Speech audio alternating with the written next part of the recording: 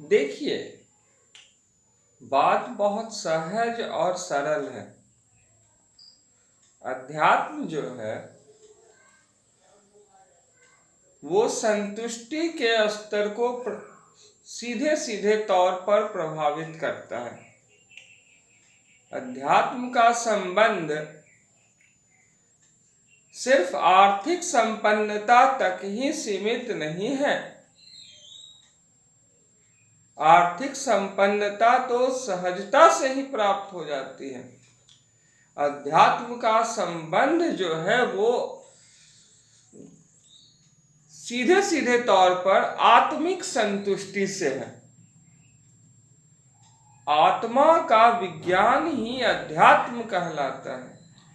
जो विज्ञान हमारे अंतर मन में स्थित आत्मा को परमात्मा के करीब ले जाए, परमात्मा में एक रूप कर दे, उसे कहते हैं अध्यात्म। तो स्वयं को जानने का जो विज्ञान है, इस प्रकार से वास्तव में हम लोग परमात्मा के ही अंश है, उसे कहते हैं अध्यात्म। अब यहाँ पर जो इम्पोर्टेंट बात है वो क्या है? वो कुछ इस प्रकार से, अध्यात्म का कर्म कांडों से लेना देना उतना नहीं है जितना लोग दिखा रहे हैं। अध्यात्म का जो लेना देना है वो है सबसे पहली बात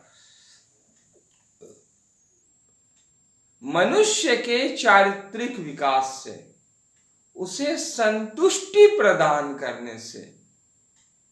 कामयाबी मिले या ना मिले, 2 कौड़ी की कामयाबी को लेकर के क्या करेंगे? ऑयल सेल करेंगे। बहुत सारे कामयाब लोग जो हैं वो खुदकुशी करते हैं, आंतरिक संतुष्टि न होने के कारण बेचैन रहते हैं। बनना था डॉक्टर, बन गए इंजीनियर, घुट घुट करके मरते रहते हैं। जाना था जापान, पहुंच गए चीन। तो इस तरह की गलतियां होती रहती हैं।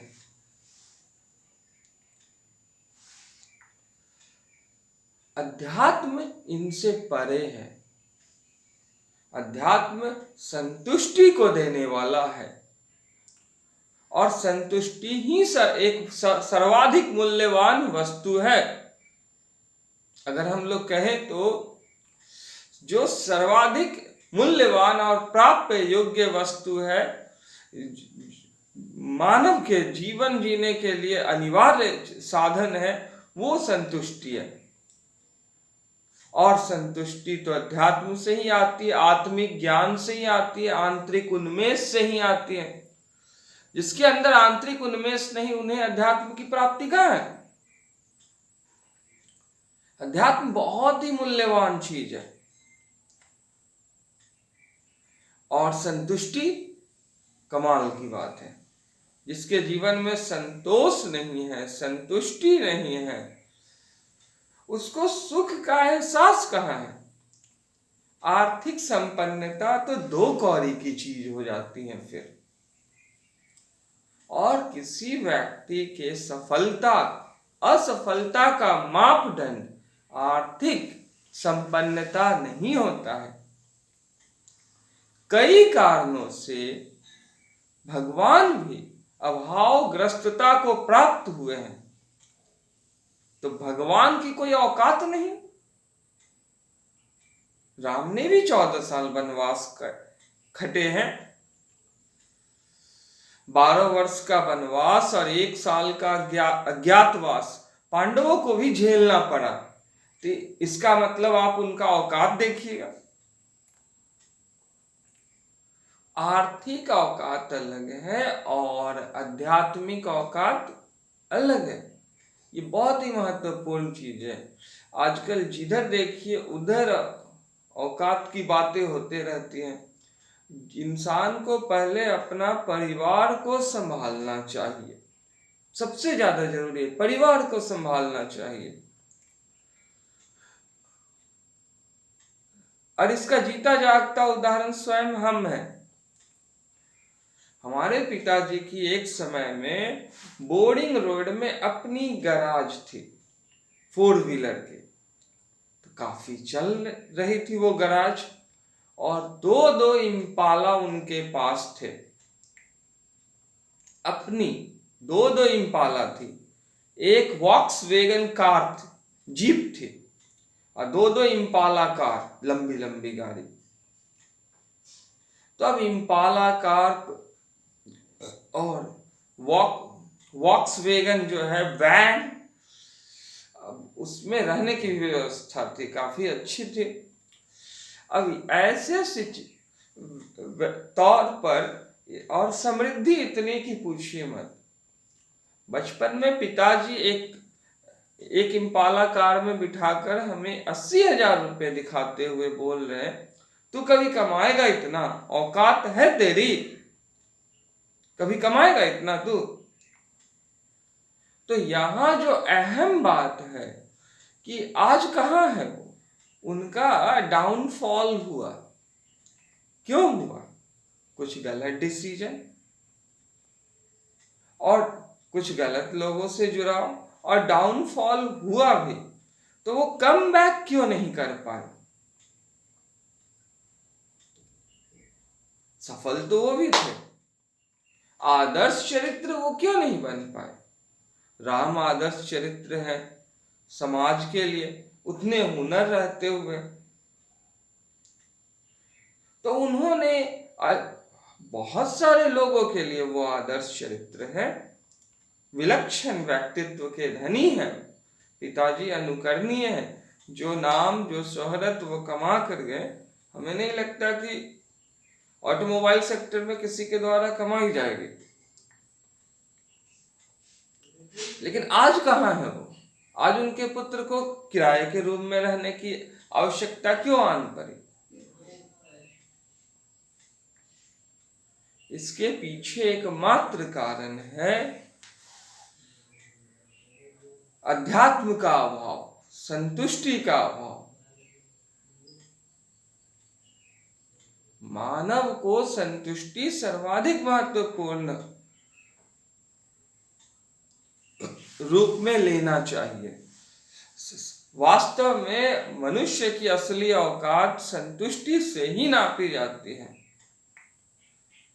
कहा जाता है कि आध्यात्मिक मनुष्य जो है वो जैसे जैसे बड़ा होते जाता है, उसके अंदर का तेज बढ़ता चला जाता है, उसका चेहरा खिलता चला जाता है, मासूमियत उसमें ग्लो करने लगती है अंदर से, बिना किसी मेकअप के, बिना किसी फिल्टर के। उसके पिक बहुत ही अच्छे आते हैं।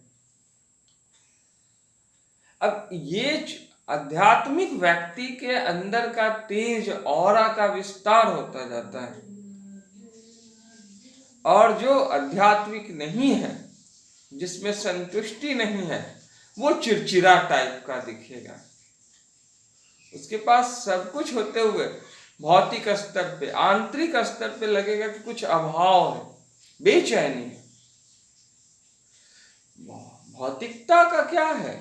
लक्ष्मी तो चंचला होती है, कभी आती है कभी जाती है। लेकिन ये वो धन है, ज्ञान धन, संतुष्टि का धन, निष्काम कर्म का धन या अकर्म का धन, एक बार आ गया तो ये जाता नहीं है, और जितना लुटाओ उतना बढ़ता चला जाता है। ये बहुत दिलचस्प बात है। ज्ञान धन को जितना बांटिए उतना बढ़ता है। आध्यात्मिक मनुष्य जो है वो अपने आप में ही संतुष्ट रहता है, उसे किसी के अवलंबन की आवश्यकता नहीं है। वो समाज में रहते हुए, सब कुछ करते हुए भी, वो कर्ता होते हुए भी अकर्ता रहता है, कर्म फल का त्यागी होता है। वो अपना पाप ही नहीं, पुण्य का भी नाश कर देता है। उसके दोनों ही पाप और पुण्य, दोनों ही कर्म सर्वथा जल करके भस्म हो जाते हैं। निष्काम का कर्म करने वालों की यही तो खासियत होती है।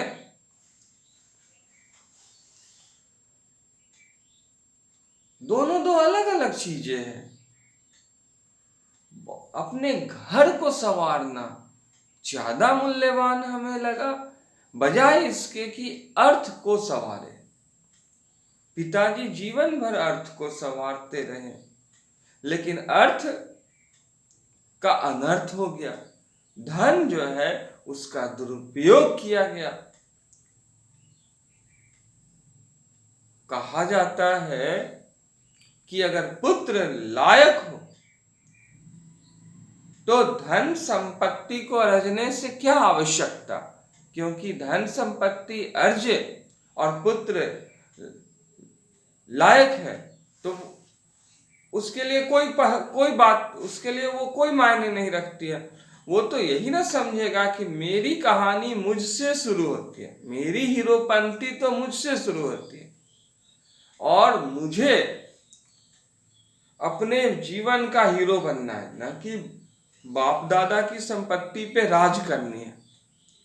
तो यहाँ जो देखने वाली बात है, वो उसे जीरो भी दीजिएगा तो वो अनंत तक ले जाएगा, वो एक इतिहास बनाएगा ही बनाएगा, क्योंकि वो दक्ष है, समर्थवान है, कौशल है उसमें। और जो अयोग्य है उसके लिए कितना भी अरज दीजिए, आप पाएंगे कि वो करोड़ों अरज दीजिएगा तो शून्य बनाते हुए उसे अधिक समय नहीं लगेगा और वो बनाकर ही दम लेगा। तो पतन से उत्थान की ओर जाना है, शून्य से अनंत की ओर जाना है, या अनंत से शून्य की ओर आना है, उत्थान से पतन की ओर बढ़ना है, ये निर्णय आप ही को लेना है। पूत सपूत धन संचहि काहि, पूत कपूत धन संचहि काहि, ऐसी कुछ कहावत है। चलिए देखते हैं, थोड़ा और आगे चलते हैं हम लोग। तो पहले तो अपने घर को संवारना है, अपने परिवार को संवारना है, उससे भी पहले स्वयं का विकास करना है। और स्वयं का विकास आर्थिक स्तर पे तो होना ही है, तंदुरुस्ती के स्तर पे भी काम करने हैं। स्वास्थ्य अगर अच्छे नहीं है, आप में आरोग्यता नहीं है, आप निरोगी नहीं है, तो जीवन का आनंद ले कैसे पाएंगे आप। कई लोग ऊंचे ऊंचे पद पे कार्यरत हैं, प्रिंसिपल है ज्यादातर। कई स्कूल के प्रिंसिपल को हमने देखा है कि वो उनकी आर्थिक आमदनी अच्छी है लेकिन समय नहीं है, पहली बात। दूसरी बात कि विभिन्न प्रकार की बीमारियां उन्हें घेरे हुए हैं। तो जिसको बीमारियां घेरे हुए, अब मीठा का आनंद ले नहीं सकते, तो मीठा का आनंद क्यों नहीं ले सकते, शुगर है, ये नहीं खाओ, वो नहीं खाओ, ऐसे नहीं खाओ, वैसे नहीं खाओ। अरे शुगर और बीपी तो गारंटी है, उनको उपहार स्वरूप मिलता। कॉन्स्टिपेशन एंजॉय करते रहते, कॉन्स्टिपेशन ये क्या है, गैस की प्रॉब्लम रहती है, बालूरे हुए रहते हैं, किसी के चेहरे एकदम चिड़चिड़े हो जाए। बोली जो बोलते हैं ना, वो शहद की माफिक नहीं बोलते, बोली बोलते लगता है कि सैकड़ों कांटे लेकर के एक साथ मार रहे, कांटों से युक्त गदा मार रहे हैं। इंसान को अक्सर आप बोलते हुए सुने होंगे कि मेरा बचपन बहुत अच्छा था, बचपन में हम इतने खुश थे, ये काम करते थे, ये काम करते थे, ऐसे खेलते थे, वैसे खेलते थे, ये करते थे, वो करते थे, घुलटनियां मारते थे, छुआछूत खेलते थे, विषामृत खेलते थे। अब हम तोंद निकाल करके बैठ गए, या अब हमारी जाने नहीं है। तो ऐसा नहीं होता है। जो सही इंसान रहेगा, जो लायक रहेगा, वो जितना बचपन में फुर्तीला है उससे ज्यादा फुर्तीला होगा। जितना बचपन में वो मस्ती करता था उससे ज्यादा मस्ती करेगा आगे चल करके, उसकी एनर्जी लेवल बढ़ेगी। क्योंकि बचपन में तो ज्ञान समझदारी कम थी, अब तो समझदारी ज्यादा होगी। तो अब वो उम्र 55 का रहेगा तो काम बचपन का करेगा। लेकिन अश्लीलता या व्यभिचार या किसी भी प्रकार के वैश्यन से दूर रहेगा, नशा से मुक्त रहेगा, लड़का लड़की के चक्कर में वो ना पड़ेगा, कभी नहीं पड़ेगा, क्योंकि आध्यात्मिक है, उसके अंदर संतुष्टि है। और इसके साथ ही साथ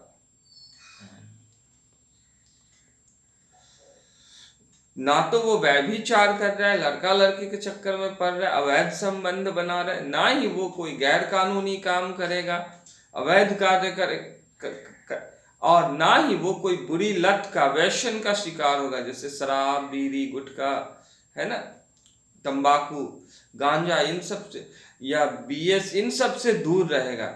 अब किसी ने बीएस पी लिया, चेहरे ऐसे वो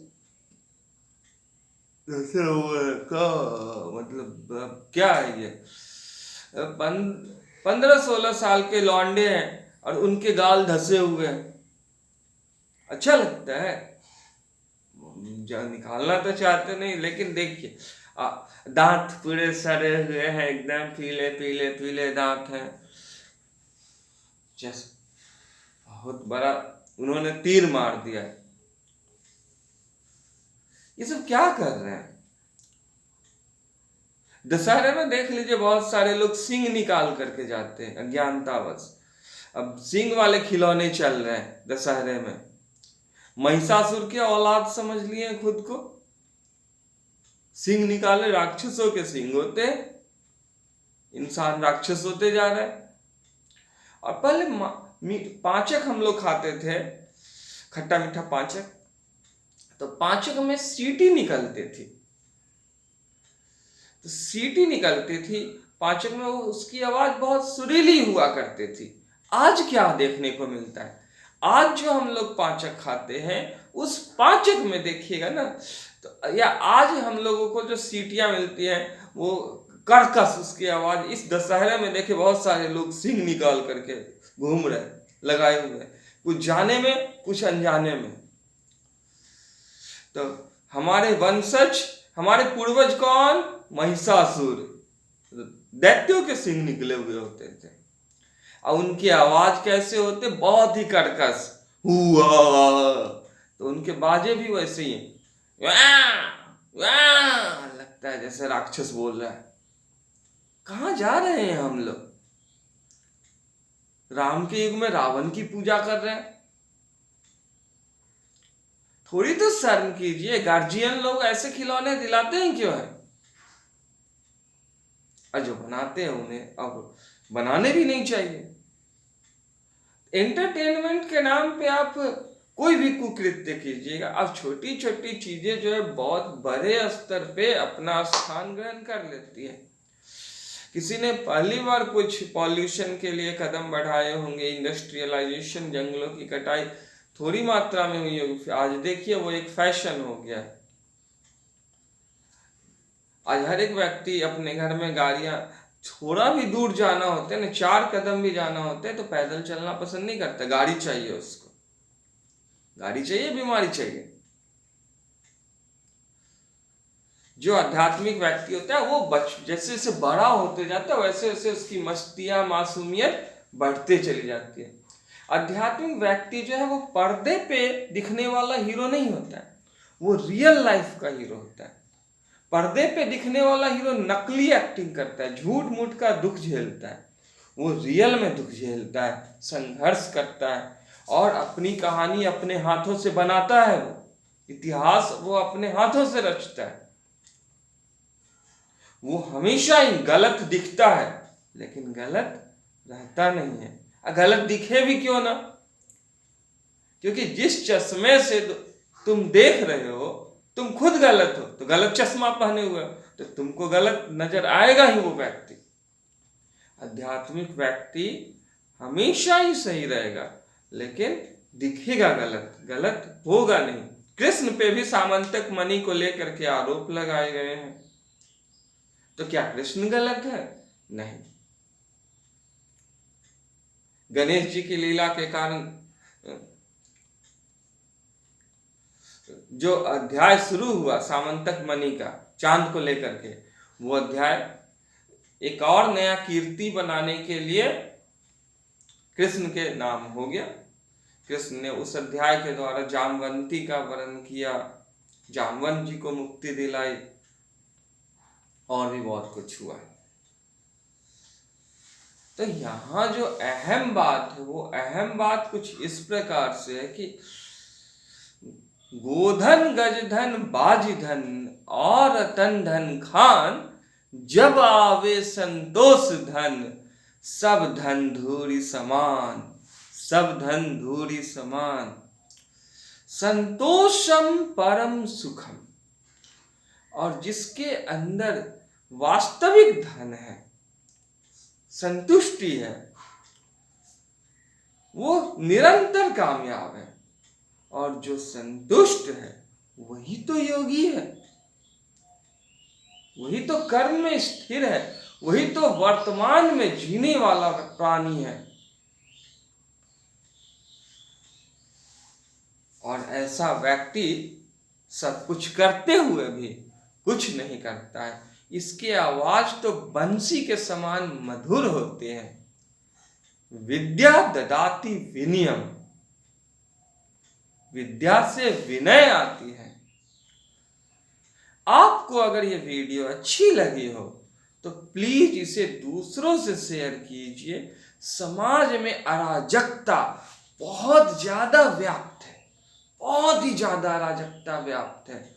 लोगों के चेहरे पे मुस्कान है ही नहीं। Love is enough because love is real cure.